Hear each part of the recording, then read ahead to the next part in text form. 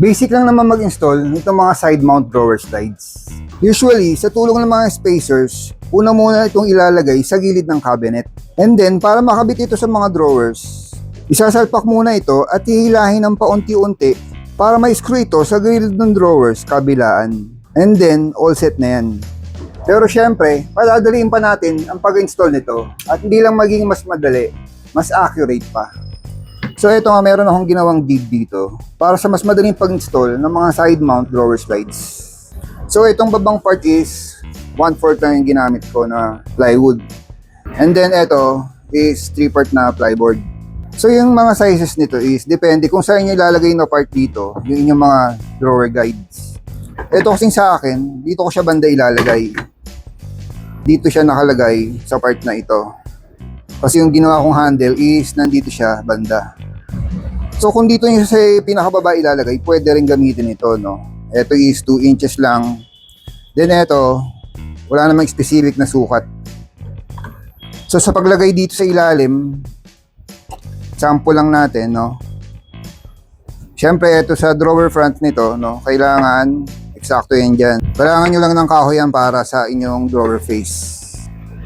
And then etong pinakababa, ibabump dito sa pinakababa din ng drawer. Then ganun din itong drawer guides natin, no? So yan, magkapantay na silang dalawa dito sa ilalim dahil nakapatong sila pareho dito. So sa pag-screw, no, kailangan higpitan mo yan, pareho silang magkapatong. So kung makikita nyo, no, lagi silang pantay kahit ginagalaw ko. So ang unang gagawin is mag-screw ko mga dito sa slotted holes. Dito lang na kung saan mo siya pwede may adjust ng papalabas or papasok. Kasi hindi ka na mag-aalala sa pataas niya at pababa dahil meron na tayong jig at alam natin magiging parallel tong power guide dito sa kanyang bottom. So yan, kunya na-screw mo na dito, nanihilahin mo lang ulit yan. Pag meron ka ng exposed na screw hole, no, screw mo lang ulit. Hanggang sa pwede mo na siyang tanggalin, then screw mo na yung pinakadulo. So pero itong gagawin ko is dito ko nga siya banda ilalagay. 2 inches yung taas nito. Then basically, ito yung part na to is ibabangga ko lang sa ilalim. At ito namang drawer guide ay ipapatong ko dito sa part na to. So ila-line up ko lang yung dulo dito sa drawer face. Yan. And pwede na ako mag-screw.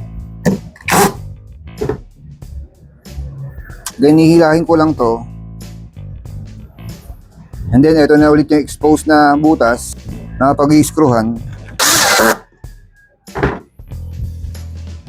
Then after that, pwede ka na itong tanggalin.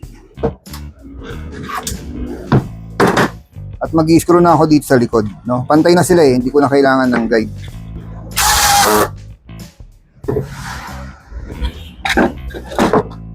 So yan na, nakabit ko na. And ganun din ang gagawin ko dito sa kabila.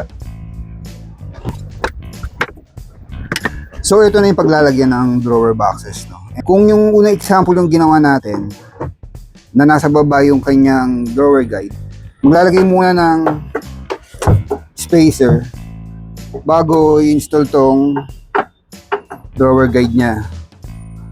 Para pag tinanggal mo yan at kinabit yung cabinet, is may space siya sa baba kung gaano kakapal yung ginawa mong spacer. Pero para sa akin mga drawer boxes, and iba naman yung pinaglagyan ko, no, nandito siya banda sa gitna. Ang gagamitin mong spacer, ito na ring jig na to, kung paano ko sila ikinabit. So ipapatong ko lang itong jig sa pinakababa and papatong ko lang tong drawer guide. So itong 1/4 sheet na to, ito na rin yung magiging space ko sa ilalim yan. Dahil nung kinabit natin yung drawer guide dun sa gilid ng drawer, yung ilalim ng drawer is nag-reference dito, kaya ito na yung magiging space niya. And sa pagkabit, depende kung anong klase yung magiging drawer front nyo, no? Kung naka-overlay ba siya dito sa harapan or naka-inset.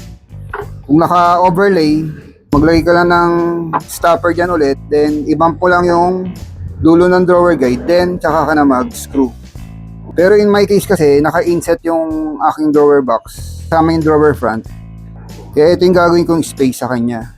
Pa-flash ko muna ito, yung pinakamaharapan, kung gaano kakapal yung aking drawer face, then ibabump ko na di sa likod, itong drawer guide. So tara, kabit na natin.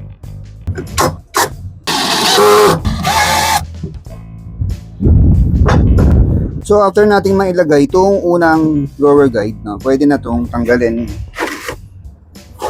So yan, parallel na siya dito sa pinaka-base niya. And then yung next slides naman ang ilalagay natin. And depende na sa inyo kung gaano kakapal yung ilalagay yung spacer. Depende sa size ng mga drawers nyo. So in my case, ang ilalagay ko lang dito is 5 1/4 inches ang space niya. And dito ko na lang siya papatong, and i-screw ko na lang yan. So ngayon, na-screw ko na itong pangalawa, and pwede na natin tanggalin itong spacer. Ngayon, kung marami kayong mga drawers, no, ganun lang din ang gagawin nyo. Hanggang sa last drawer slides na ilalagay nyo. Ngayon, ganun din ang gagawin natin dito sa kabilang side. So yan mga boss, so kompleto na natin na ikabit yung mga drawer guides sa gilid. And subukan na natin isalpak yung ating mga drawer box.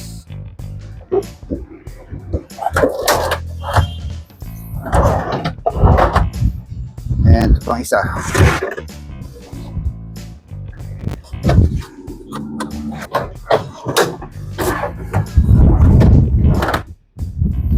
So yan, oh, perfect din yung spacing niya. So kaya 1/4 lang yung spacer na nilagay ko dito sa ilalim para ma-maximize yung height ng drawer box.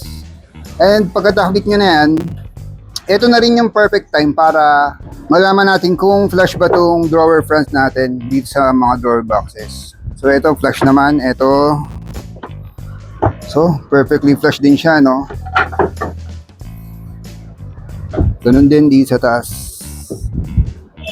So nakachamba agad tayo ron, no? Pero kung hindi naman naging flush to, no, pwede ka na mag-adjust dito sa gilid.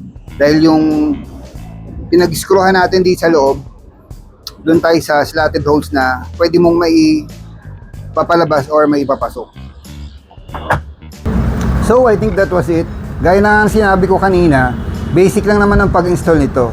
Pero kung halimbawa hindi ka pa marunong, gawin mo lang to, sigurado mas mapapadali ang pag-install nito. Again, thanks for watching, keep safe, and see you on the next one.